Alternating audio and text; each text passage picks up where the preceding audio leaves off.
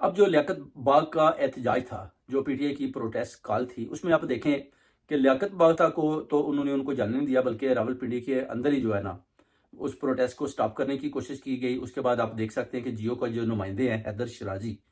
ان کے ساتھ بہت بڑا سلوک کیا گیا، ان کو بڑا مارا پیٹا گیا۔ اس کے علاوہ اور دو تین چار آدمی ہیں، ان کے اوپر بڑا تشدد کیا گیا۔ پھر اس کے علاوہ دو شہادتیں ہوتی ہیں، ایک آدمی کو گولی لگتی ہے، وہ بھی کہیں غائب ہے، سمجھ نہیں آ رہی کہاں ہے۔ اس کے بعد آپ دیکھیں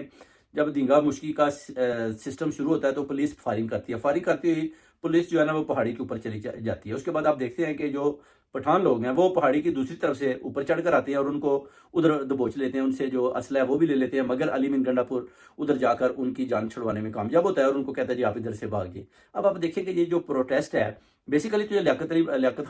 علی باغ میں ہونا تھا، مگر یہ راولپنڈی کے اندر ہی اس طرح ہر طرف جو ہے نا پھیل گیا۔ اس کے بعد آپ دیکھ سکتے ہیں کہ گھروں کے اندر جب شیلنگ کی جاتی ہے تو ادھر آپ دیکھ لیں کہ جو پی ٹی آئی